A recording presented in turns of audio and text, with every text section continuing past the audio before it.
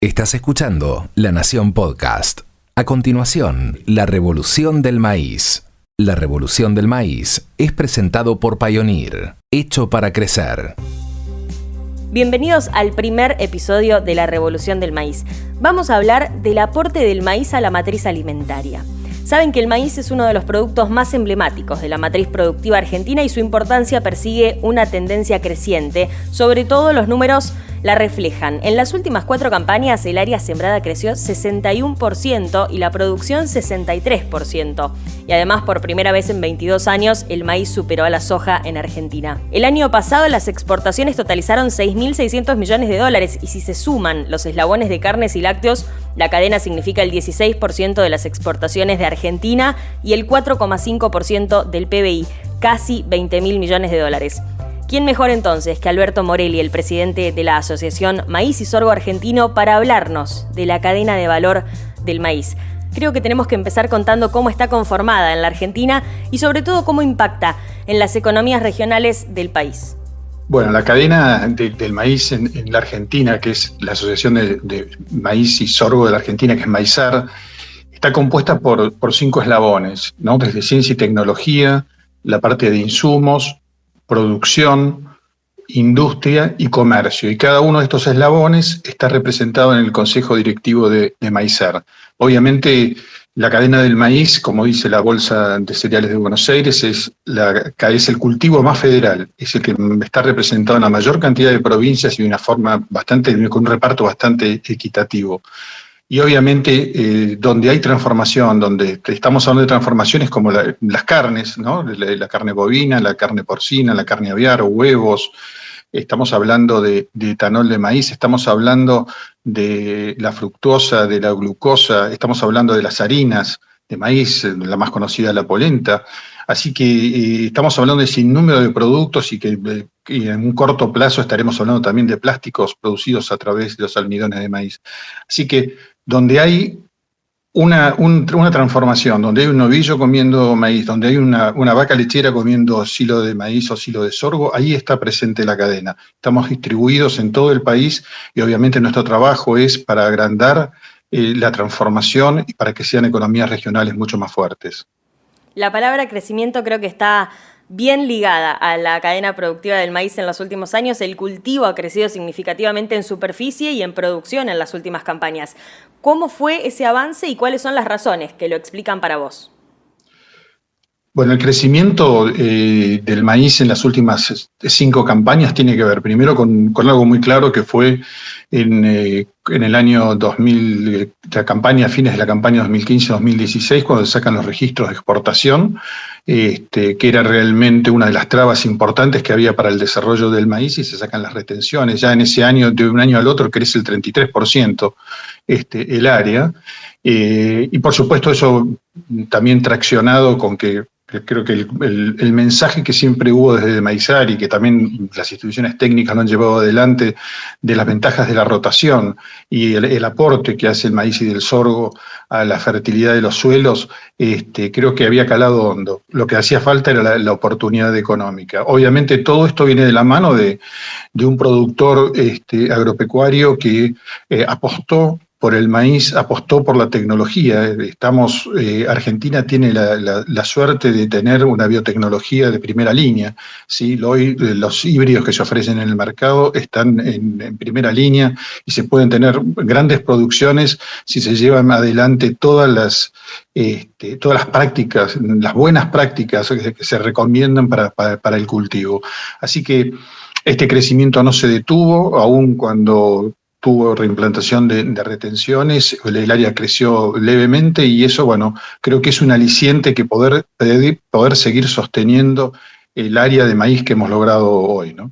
Hablabas de inversión en tecnología, en paquete tecnológico, como solemos decir, en el cultivo de maíz, por parte de los productores básicamente y también de las empresas que proveen insumos, que proveen servicios, ¿por qué no? Contanos un poco en profundidad, ¿qué es esa inversión? ¿Qué implica para el productor, para las empresas esa inversión en tecnología y sobre todo, qué está en riesgo cuando no la implementamos? Mira, vos usaste una palabra que a mí me encanta, dos palabras en realidad, ¿no? Que es paquete tecnológico, ¿no? Yo hace muchos años vengo insistiendo que el cultivo de maíz dejó de ser un cultivo simplemente, es un paquete tecnológico. ¿Y por qué? Y porque la verdad que conocemos cuáles somos, podemos encontrar los híbridos apropiados para cada una de las zonas, sabemos qué cantidad de semillas tenemos que poner por hectárea para lograr la cantidad luego de plantas a cosecha, sabemos la cantidad de fertilizante que necesitamos para producir 1 tonelada de maíz de cada uno de los distintos principios de fósforo, nitrógeno, potasio, azufre. Y por supuesto el manejo después responsable del uso de agroquímicos para lograr el control de malezas y no generar malezas resistentes. Todo eso han trabajado muy fuerte y han trabajado, obviamente, las empresas proveedoras de semilla, han trabajado muy fuerte en la genética. Todavía nos debemos aumentar los rendimientos porque el techo productivo todavía está lejos del promedio que tenemos en Argentina, ¿no?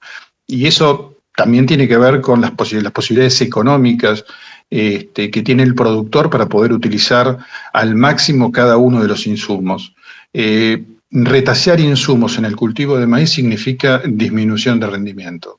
Entonces tenemos que hacer las cuentas bien, buscar cuál es el punto objetivo como para poder lograr el máximo retorno económico con la inversión apropiada.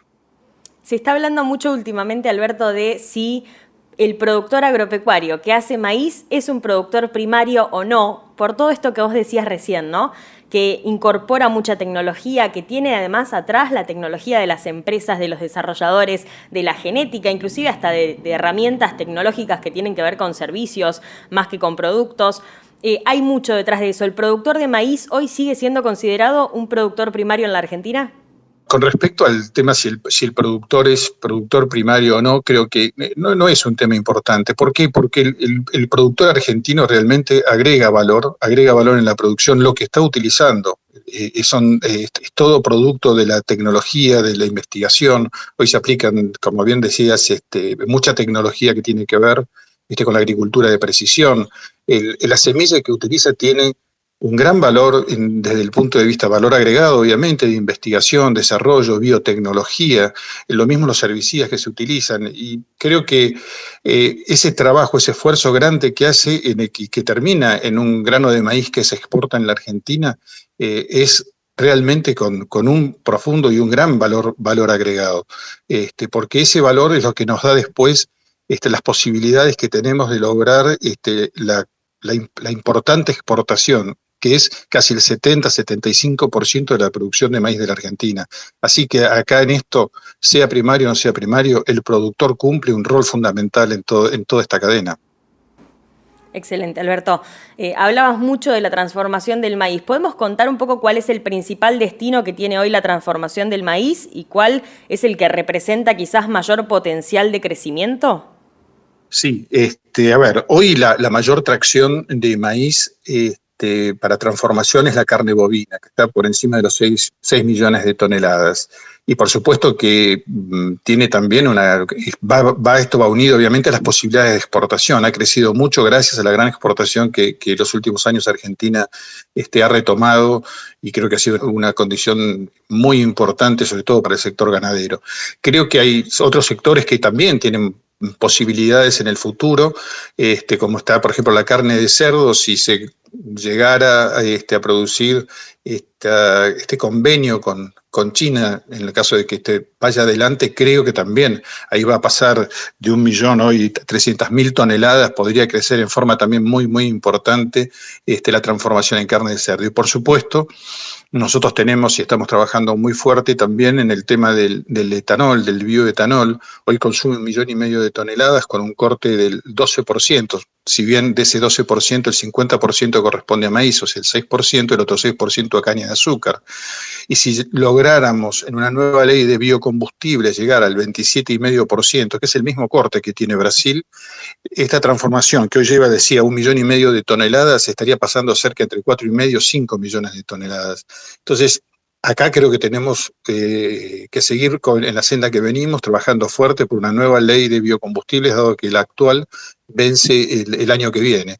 Y acá están de acuerdo hoy todos los actores que trabajan a partir de la Liga de Biocombustibles de las provincias, en un compromiso en modificar la ley, ir a este número, en el caso del etanol, del 27,5, que sería, por otro lado, poder utilizar inclusive los autos flex que se hacen en la Argentina y que se exportan a Brasil. Pero bueno, es todo un cambio, es un trabajo que venimos haciendo y esperemos que tener éxito en él. Bien, nos decís que están trabajando, que ya es un primer paso fundamental, debe estar trabajando, imagino, por lo que decías, la cadena productiva, pero además la clase política que tiene la responsabilidad de poner en marcha, ¿no?, esa nueva ley. ¿Es algo en lo que vienen trabajando en conjunto? Contanos ese proceso. ¿Y crees que es viable que la ley salga a la luz antes del año que viene que venza? Bueno, mira, estamos trabajando y desde la cadena venimos colaborando en todas las reuniones. Esto es una articulación en definitiva que va a ser pública, que es público-privada, porque estamos, digamos, los privados trabajando a su vez con las provincias, que son las que producen etanol, Córdoba, Santa Fe, Tucumán, Salta. Son una serie de provincias que están realmente muy, muy interesadas que esta ley prospere. Porque la transformación del maíz en etanol transforma una economía regional, da posibilidades, digamos, y ¿por qué transforma tanto una economía regional? Porque no es solamente la producción del etanol, sino que su producto más importante es la burlanda, que es cadena cárnica. Entonces ya tenemos unidas dos partes importantes de esto y podemos trabajar y desarrollar plantas a lo largo y a lo ancho del país. Con respecto a las posibilidades que tenemos, obviamente que esto después hay que discutirlo en el Congreso, habrá que ver cómo están las distintas opiniones de los distintos diputados y senadores de las provincias. Por supuesto que aquello que tiene que ver con las provincias que son petroleras lo ven con un cierto grado de desconfianza, pero bueno, creo que nosotros desde la cadena estamos muy acostumbrados a sentarnos y tratar de generar consensos.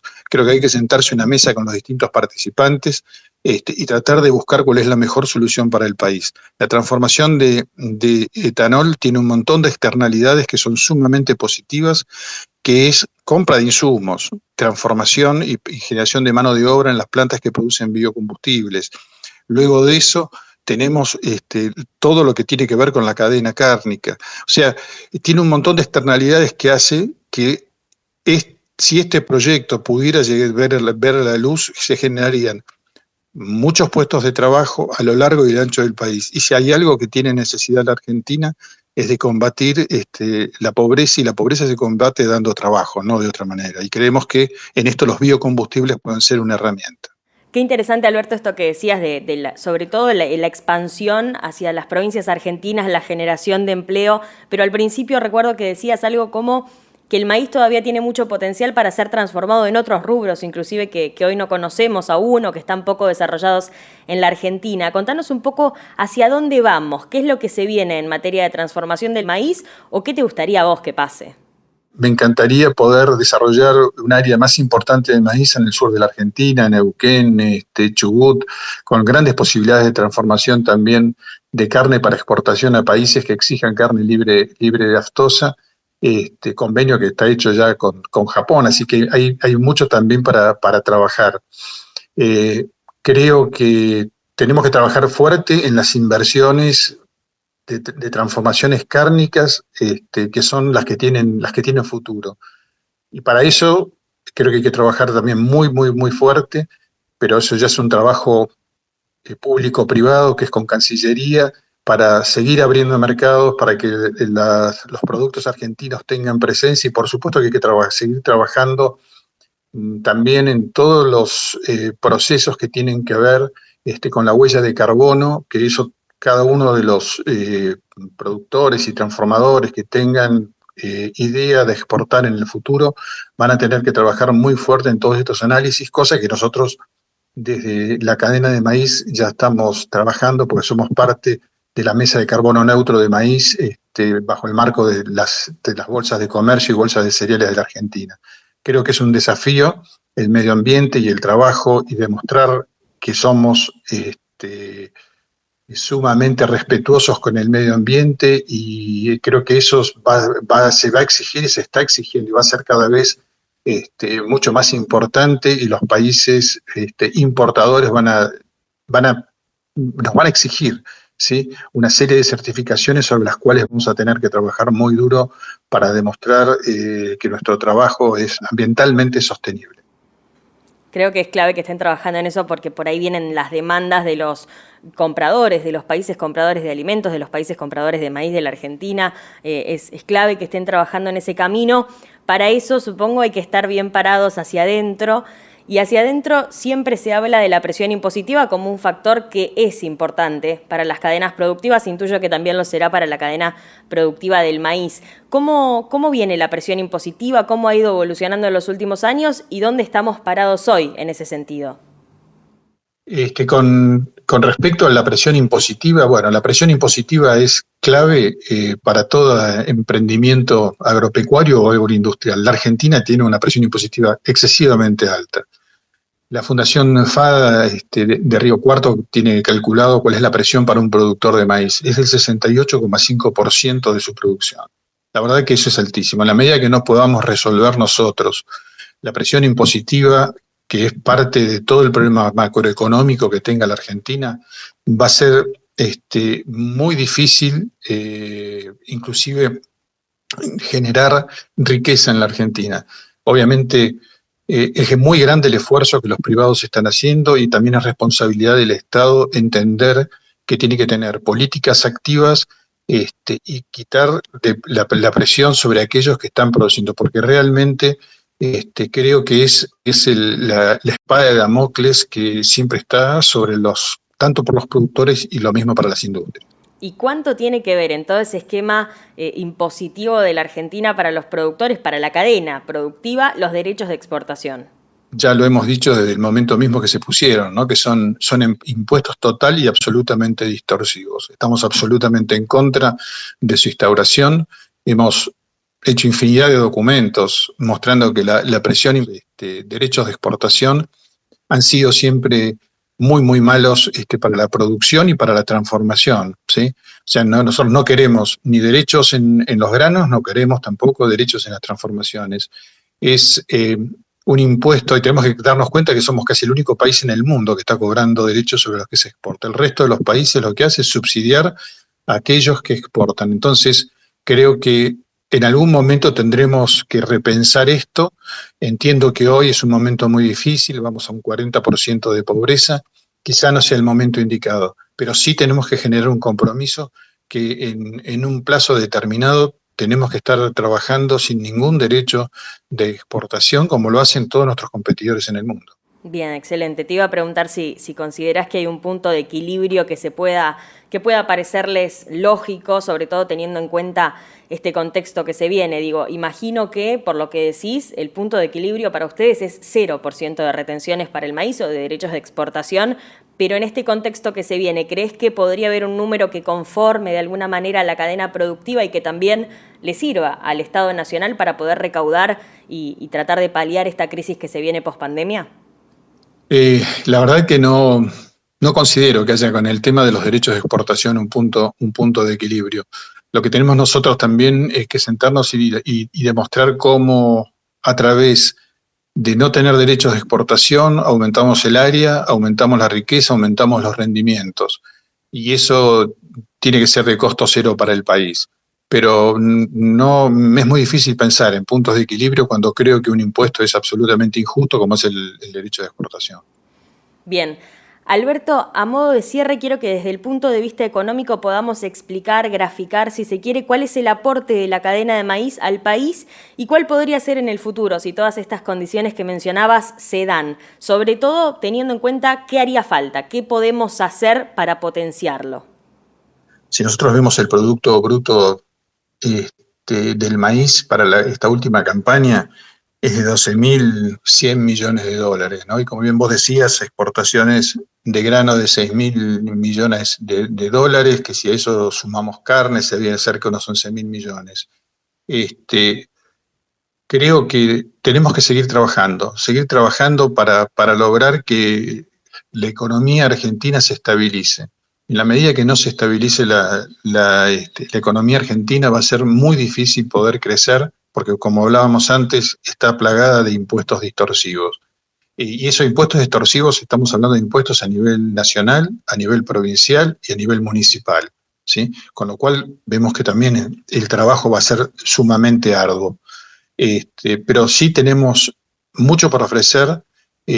Argentina es proveedor de maíz, sobre todo los maíces tempranos como maíces de contraestación. Somos los primeros que entramos al mercado y eso siempre tiene un bonus en el precio. Y eso tenemos que seguirlo explotando. Y por supuesto que lo que nosotros queremos es que haya mayor transformación. Y seguir los ejemplos de lo que sucede, por ejemplo, Brasil. Brasil transforma el 70% de su maíz y exporta el 30%. Estados Unidos transforma casi el 90% de su maíz, exporta solamente el 10%, y eso para nosotros es el faro que nos guía, ¿no? Tratar de lograr una mayor transformación, porque a su vez la mayor transformación también va a generar mayor grano, porque va a haber mayor competencia por el grano. Así que tenemos mucho para dar. Lo que necesitamos, como siempre decimos, son reglas claras, ¿sí? Y que se sostengan en el tiempo, que no haya vaivenes de nivel político que a su vez afecten las normas económicas, las reglas económicas y haga volver los pasos hacia atrás. Creo que lo que necesitamos con todos los empresarios, necesitan políticas que sean previsibles en el largo plazo para generar las inversiones necesarias para que todo se pueda no solamente sembrar, sino transformar y exportar con éxito. Previsibilidad, lo decías vos, Alberto, previsibilidad es la palabra y ojalá en algún momento sea un hecho, porque la Argentina merece y necesita ese aporte que conocíamos de tu mano, el aporte del maíz a la matriz alimentaria. Lo conocíamos de la mano de Alberto Morelli, el presidente de Maizar, y creo que queda claro que sí, que hay tal revolución del maíz. Hecho de tierra y de sol, de agua y trabajo, hecho de sacrificio y esfuerzo, de horas de pies en el barro, hecho de 7 lunes a la semana, hecho de noches y de mañanas, hecho de tiempo invertido y palabra empeñada. Así es el campo y así somos nosotros. Pioneer, hecho para crecer.